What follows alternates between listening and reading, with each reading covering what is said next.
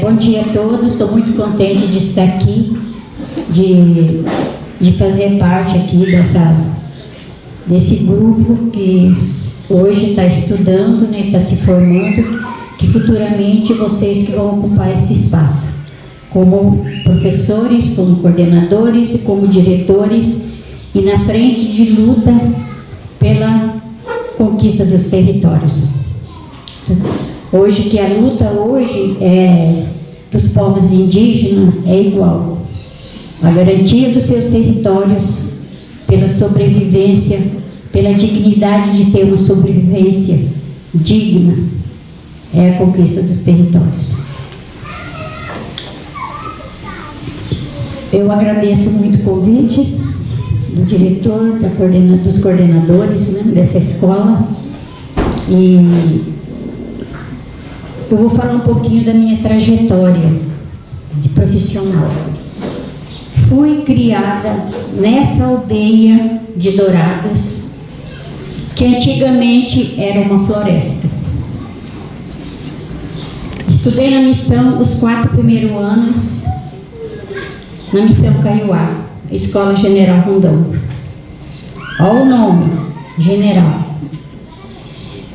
Depois eu fui para o Presidente Vargas, Escola Presidente Vargas. Depois para uma escola de elite, Imaculada Conceição.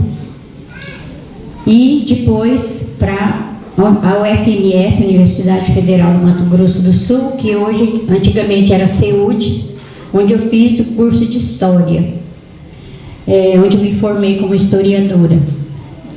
Foi uma luta muito grande, porque hoje vocês estão no meio estudantil, acadêmico, fora do espaço, dos limites da comunidade indígena, da convivência da comunidade indígena. Vocês vão para outro tipo de convivência, onde muitas vezes nós sofremos discriminação, sofremos o preconceito, onde até hoje a sociedade não indígena não aceita o diferente.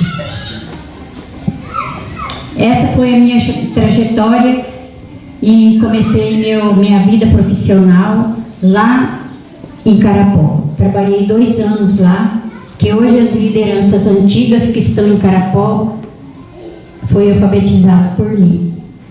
Depois voltei para Dourados, porque eu tinha o sonho de fazer faculdade. Comecei trabalhando lá no barracão do Capitão Ireno, que durante a semana era escola, e domingo era igreja, e à noite era curral de carneiro. Eu saía daqui do Jaguapiru e ia a pé para dar aula. Não tinha estrada, era estrada carreteira. Talvez vocês nem sabem o que é carreteira, né? É uma trilha dentro da mata. E depois eu vim para o Araporã, onde eu fui uma das articuladoras para construir essa escola lá no Bororó. E depois eu vim aqui para Ibiapina, né, como foi falado, e sempre continuei na luta por uma educação voltada para a cultura indígena. Quando eu e o diretor João Machado propusemos um projeto de ensino na língua aqui na antiga escola Francisco Ibiapina. Porque eu acho muito importante o domínio da língua. Muitos estudiosos, linguistas, discordam de mim. Porque a base da nossa identidade, do povo indígena, é o domínio da língua. É o domínio da língua que nos traz, que nos fortalece como povo, como pessoa indígena, que nos garante para ir para qualquer tipo de luta. O domínio da língua é uma das bases para o fortalecimento da identidade. Quando se domina a língua, nós somos fortalecidos no nosso eu. O que é a identidade? Vocês já tiveram a curiosidade de pelo menos abrir um dicionário ou hoje pesquisar no Google o que significa identidade? Só que lá na internet as coisas são muito resumidas. Então, no dicionário, ela especifica melhor o que é uma identidade. Nós devemos, como eu expliquei para as crianças da escola Ramon, a nossa identidade é como se fosse um cerne de uma árvore. Vocês sabem o que é cerne? O miolo da árvore. Quem já cortou um galho de árvore sabe que ela tem um miolo, aquele miolinho que sustenta toda aquela árvore. Então a nossa identidade indígena é como se fosse o cerne de uma árvore, porque ela, o cerne da árvore é ela que sustenta toda a parte de cima. E se nós não temos o cerne da identidade garantido dentro do nosso próprio eu, do nosso âmago, nós não conseguimos nos identificar como o povo Guarani Kaiowá, como o povo Guarani Andeva e como o povo Terena ou como o povo outro povo. É importante nós nos sentirmos indígena, não só ser indígena aqui no espaço da aldeia, mas ser indígena por onde caminhar. Porque as nossas características é uma das nossas identidades. E cada povo traz a sua identidade na sua maneira de ser, na sua maneira de viver, na sua maneira de se organizar e na sua maneira de estar no mosmore, quer dizer, naquele movimento social dentro de uma comunidade. E hoje, com toda a interferência da sociedade ocidental, com os outros novos costumes, que faz que muitas vezes vocês neguem a sua própria identidade. Se você tem a sua identidade fortalecida dentro de você, nem as coisas ruins que a sociedade não indígena nos coloca diante de nós, vocês vão ter coragem de falar não para bebida alcoólica, para droga. Porque se nós queremos ter uma comunidade indígena fortalecida, nós temos que nos fortalecer na nossa identidade, no nosso jeito de ser Guarani, de ser Terena e de ser Nhandeva. Cada povo tem um traço diferente que o identifica aquele povo. Como eu trouxe aqui alguns artesanatos, Guarani, Nhandeva, aqui está um traço cultural de identidade. Esse artesanato aqui é funiô, lá do Pará. Nesse artesanato tem traços da identidade funiô. Traços da identidade chavante. Traços da identidade dos cangangue. Está no artesanato. Traços da identidade Guarani e Andeva. Como que nós não vamos deixar morrer a nossa cultura? Se hoje nós, vocês, que é a geração do futuro, não tem mais matéria-prima para preservar aquilo valoriza a sua identidade? Então nós vamos buscar conhecimento nos livros. A leitura sobre o seu povo, o significado da dança do povo Terena, do povo Guarani, do Kaiowá, que é o povo com traço mais forte aqui nessa comunidade indígena, porque esse território está registrado como território Guarani Kaiowá. A terra indígena é Guarani Kaiowá. Então vocês têm que buscar se fortalecer através da leitura. Você tem que conhecer quem é o seu povo. E como que eu vou conhecer como é o meu povo? Em cima daqueles pesquisadores que hoje são vocês indígenas que estão na universidade, pesquisando a sua própria história. E a pesquisa nós temos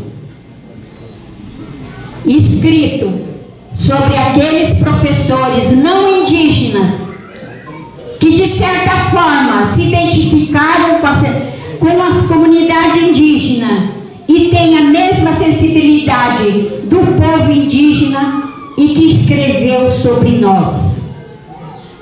E hoje nós estamos usando esse instrumento para enriquecer nosso conhecimento, aquele que nós adquirimos na comunidade e aqueles que adquirimos através dos livros. Eu não sei se é norma dessa escola, mas uma coisa que as escolas têm deixado de fazer. Não adianta só falar, a gente tem que sentir. Quando o povo Terena dança o bate-pau, o povo Terena sente a energia daquela cultura. Quando o povo Guarani Kaiowá dança, sente aquela energia que envolve o canto, o movimento. Então, trazer para o espaço escolar as Nhandesã e os Nhanderu, porque eles que são os verdadeiros mestres da história de cada povo. Então vocês têm que procurar nessa semana dos povos indígenas, aonde é muito discutido sobre a questão das retomadas, aonde esse povo tão sofrido que são os Guarani Kaiowá, que na sua humildade eles se recolhem e precisam de ir à luta para a retomada dos seus territórios. Ontem fui convidada para acompanhar a relatora da ONU. Fui para o Guaporú. É triste ver a falta de apoio do sistema para garantir a proteção daqueles que vão para a linha de frente. E é isso que nós fomos pedir para a relatora da ONU. Garantir a proteção daquelas pessoas que lutam pelas retomadas dos seus territórios. Porque muitos já tombaram. Há muitos, desde 1500, nossos líderes vêm morrendo. Hoje, nem as líderes femininas, as mulheres estão sendo respeitadas pelo agronegócio. Elas também estão sendo assassinadas.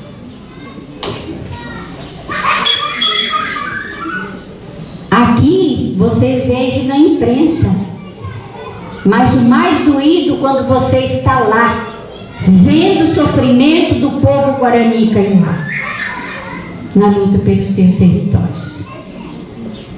leva essa mensagem para suas famílias. E que vocês serão os futuros dirigentes dessa aldeia, até futuros políticos, vereadores, deputado estadual, deputado federal, porque isso é talvez o caminho que nós, povos indígenas, vamos ter que começar a caminhar, para poder garantir mais os nossos direitos. Nós temos garantido nossos direitos na Constituição Federal, mas nem todos eles são cumpridos, como é a lei brasileira. E fica a minha mensagem para vocês jovens, Guarani, Kaiowá, Terena, nunca se envergonhem da sua origem, de ser um povo pertencente a um povo verdadeiro, originário, que tem todos os seus direitos, garantidos, mas nós temos que ser como o galho daquela árvore que tem o cerne fortalecido para poder aguentar as tempestades, os ventos, e que esses galhos nunca sejam quebrados pelo vento, pelas tempestades, que são o momento que nós, povos indígenas, estamos vivendo. Hoje o nosso povo indígena do Brasil inteiro está chegando em Brasília para o movimento Terra Livre. Eles estão lá. E vocês estão aqui à base do começo de uma luta. Então, vocês, futuros dirigentes dessa aldeia, se fortaleçam na sua identidade, na sua cultura. Não tenha vergonha de dançar guaxiré, trazer os rezadores para o espaço escolar. Muitas vezes eles não conseguem falar bem o português, porque não é a língua dele. Porque a minha língua é o Guarani. A minha língua é o Guarani. Se eu falar errado o português, eu não estou falando errado, porque o português não é minha língua. Então vocês se fortaleçam na sua identidade, procurem buscar nos livros, nos professores, aquilo que mexe no coração de vocês, para saber mais sobre a sua cultura, para vocês se fortalecer cada vez mais e serem os futuros dirigentes dessa aldeia. E fortalecidos na sua identidade, vocês vão criar uma barreira contra as coisas que a sociedade não indígena coloca dentro da aldeia, que infelizmente nós estamos precisando de tudo que tem na comunidade, porque nós também já não temos mais espaço para produzir. Os pequenos espaços que tem hoje é monocultura. Me desculpa tocar nesse assunto se tem filhos de índio que plantam monocultura. Eu já falo que é índio fazendeiro, né? Porque se vocês quiserem da área da saúde, vai no CESAI fazer uma pesquisa sobre a morte das pessoas que estão morrendo de câncer nessa aldeia, vocês vão ficar estarrecidos. Crianças que estão tendo câncer. Quem que é o responsável? É os venenos que são colocados nessas monoculturas, que passa até na porta da nossa casa. Porque no governo passado foi liberado 40 tipos de veneno, que nenhum país do mundo não usa mais. E aqui foi liberado. No Brasil foi liberado. Mas aqueles que têm no seu coração a outra ideologia de crença e se conhece a palavra, um dia essa palavra vai se cumprir. Já começou começou a quebrar a produção de semente. Quem mandou desmatar? Porque nós indígenas tínhamos o equilíbrio da natureza. Era a coisa mais linda. Hoje nós temos ainda um pouco da natureza. Aqui nós temos o verde da árvore exuberante. Vocês, jovens lindos, cheios de saúde, quem criou aquela árvore? Quem tem a crença que o mundo ocidental deu o nome de Deus, e nós indígenas, eu não sei como é em Terena, Nhanderuguaçu, quem, quando saímos, levantamos de manhã, sentimos a brisa da manhã, sentimos o calor dos primeiros raios de sol. Nós não adoramos o sol. Nós respeitamos aquele que colocou aquele sol, que colocou o verde da mata, que colocou os rios, que colocou o vento. É isso que a crença indígena respeita. E se você tem outra ideologia de crença, muito mais vocês têm responsabilidade de voltar e fortalecer a identidade como um legítimo representante do seu povo.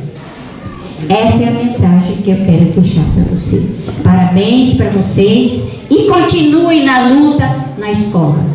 Estudar não é fácil, é difícil, mas tem que estudar.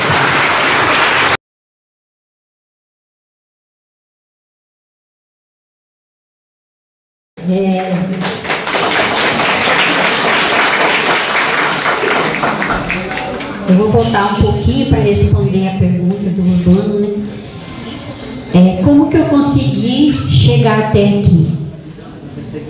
Vocês estão nesse caminho, o caminho do conhecimento do outro, que é o conhecimento dos Caraí, como que eles vivem, como que é essa sociedade, como a gente entender como que eles se organizam. E por isso eu fui atrás desse conhecimento. Quando eu estudei, fiz a faculdade de História, como ele falou, antigamente nós não tínhamos transporte, eu ia a pé aqui para o Seude, de noite, sozinha. Mas antigamente a gente podia andar na aldeia, porque não existia todas essas coisas ruins que tem hoje, a violência, a insegurança. Mas eu só pude começar esse trabalho da escola diferenciada porque eu adquiri conhecimento escolar, porque nós temos que aprender a falar como resistência. Estudar é uma resistência, porque estudando eu vou conseguir dialogar com essa sociedade que nos impõe muita coisa. E através desse conhecimento tradicional, que foi a minha base, passada pelo meu pai, pela minha família, pelos rezadores de antigamente, que a gente amanhecia nas rezas, que veio da família Pedro, Manuelito Pedro, que tinha uma casa de reza, ali onde é a igreja Betel, quando a gente vai para a missão. Quando criança a gente participava das rezas, dos guaxiré. Então todo esse conhecimento tradicional que eu tive, o domínio da língua, e fui para conhecer, estudar e conhecer como que os Caraí são, como que eles se movimentam, a sua organização. Estudei muito, li muito, e quando eu conheci, a gente teve apoio para iniciar a escola diferente. foi no governo, não é que eu estou fazendo propaganda, mas é verdade, no governo do professor Pettino como prefeito. Ele nos deu esse espaço, junto com a professora Teodora, que estava na educação na prefeitura. Nós começamos o ensino, uma escola diferenciada aqui no Ibiapina, onde só tinha alunos Guarani e Kaiowá falante.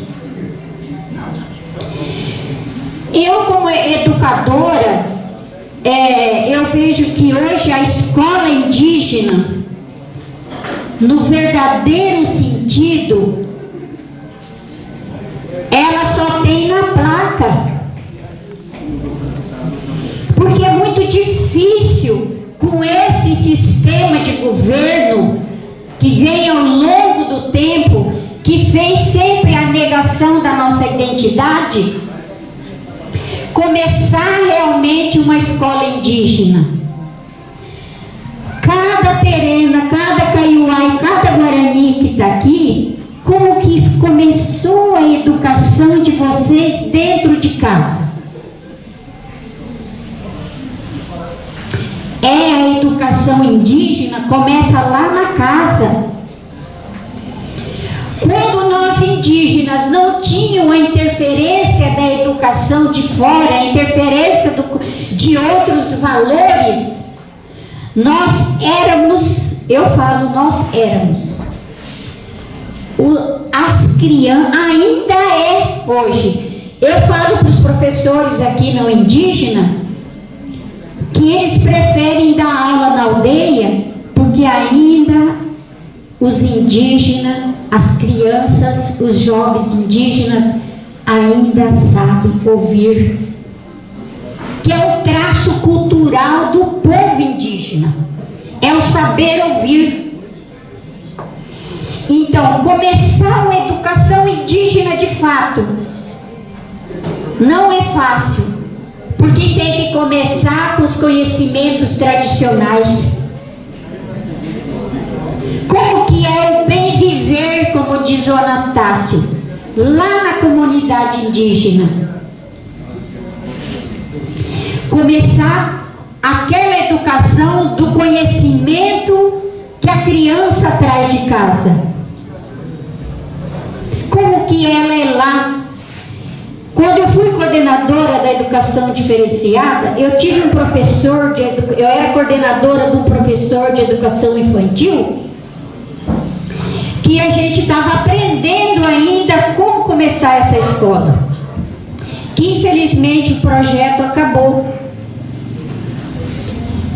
Planejávamos, pelo menos a gente começou uma coisa diferente, é ensinar aquilo que a criança sabia, começar o ensinamento da escrita e da leitura em cima do que a criança sabia, que trazia do seu meio, do seu âmbito familiar.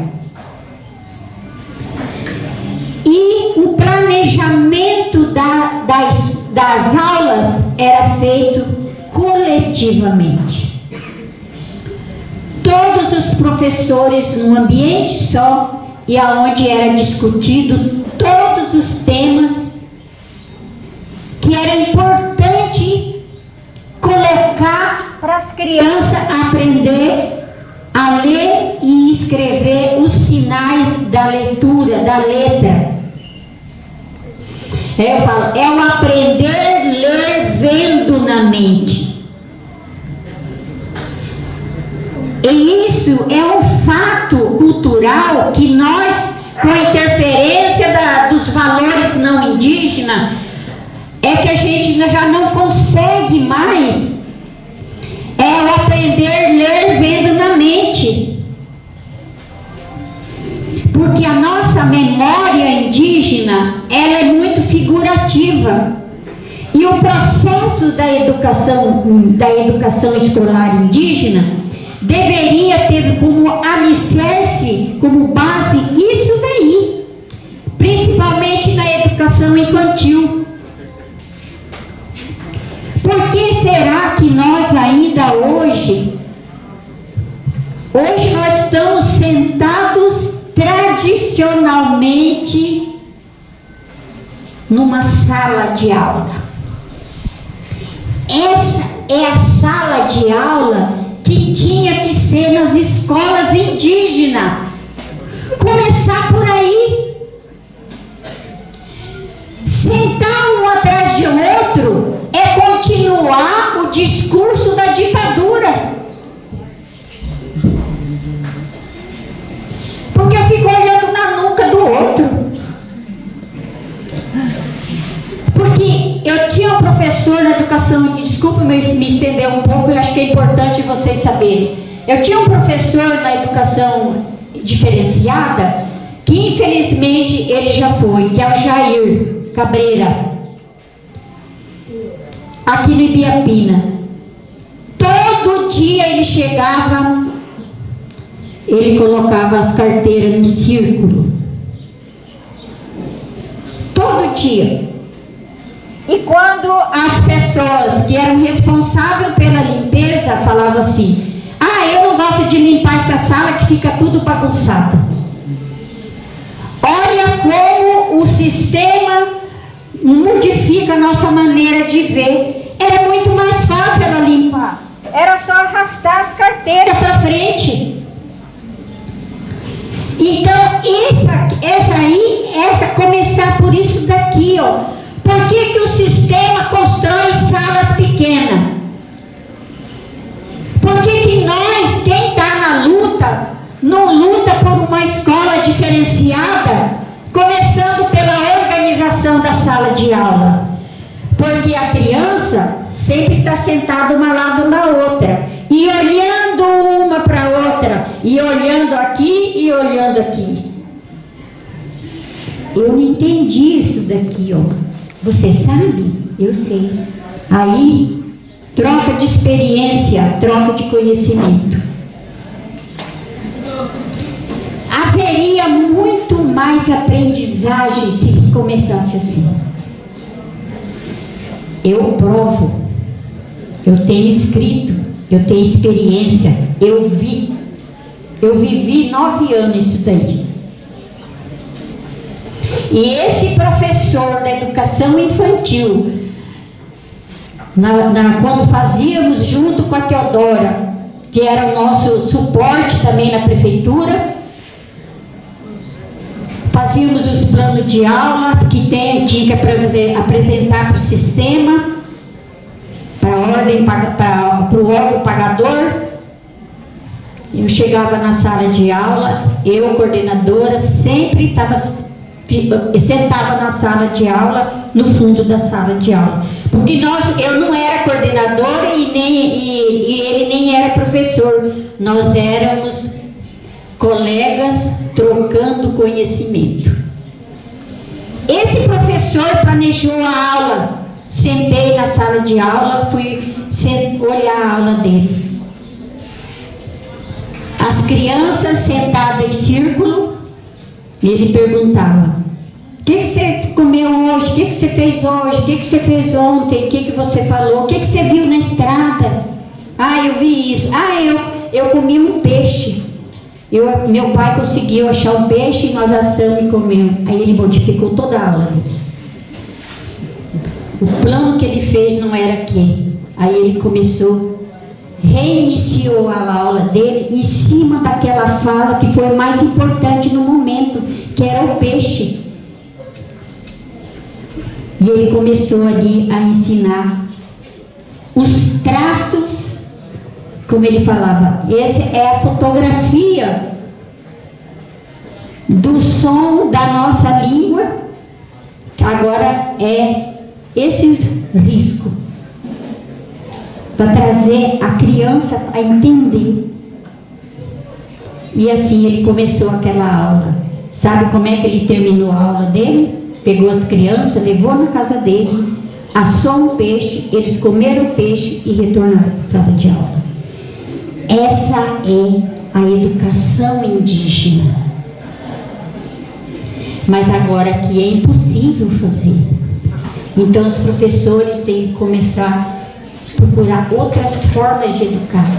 Mas a melhor coisa que tem era organizar as salas no semicírculo, porque a nossa cultura, a cultura do povo indígena, ela é reproduzida na observação do entorno, na observação de tudo que tem na natureza.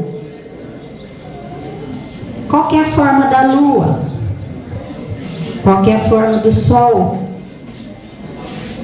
Qual que é a forma da nossa cabeça pensante? Então, a educação indígena é tudo assim. Se eu perguntar para vocês assim, qual é como se a gente identifica da onde que vem vindo esse vento agora? Alguém sabe? Será que isso daí é trazido para a sala de aula? Que são conhecimentos tradicionais, que está lá no livro também. Mas muitas vezes a gente aprende muito mais tirando o aluno da sala de aula e trazer e fazer ele sentir essa brisa, esse vento no rosto e falar, não, o vento é norte. Você está vendo? Sente, põe a mão, você está sentindo o vento é norte. Ele nunca mais vai esquecer. Por quê? Porque ele sentiu na pele. E depois ele volta para os livros e vai ver no desenho. A educação indígena começa lá na família. E a valorização do conhecimento da criança, mesmo nessa situação que está hoje a aldeia, a criança traz conhecimento de dentro de casa. Será que isso está no planejamento das escolas? Será que eu que estou lá no Tecorandu, que estou retomando a minha história de povo, e quando eu vou para a sala de aula, eu trago esse conhecimento que eu tenho dentro de mim e que aprendi no meio acadêmico, será que eu consigo começar uma luta contra o sistema do órgão pagador para começar uma aula diferente?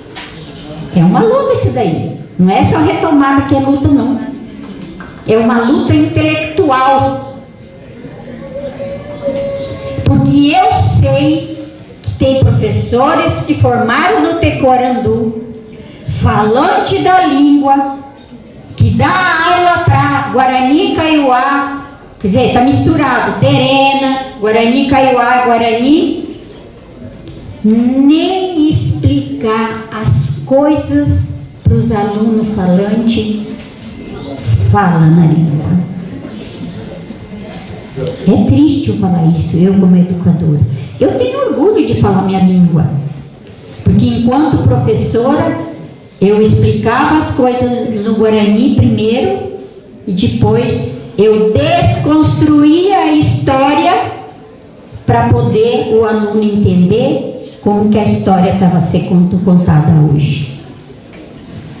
E eu falava para o João Machado, João Machado, eu não sou professora de história, eu sou professora de desconstrução da história. Então, é isso daí. Eu cheguei até aqui porque eu, como Guarani e Andeva, eu tenho a essência da identidade dentro de mim. E a gente só respeita a cultura do outro quando a gente conhece a cultura do outro. Aí a gente respeita. A gente respeita. Muitos não falam mais a língua. Mas se eu conheço a cultura do meu povo, eu me fortaleço. Eu sei de onde eu vim. E isso é muito importante.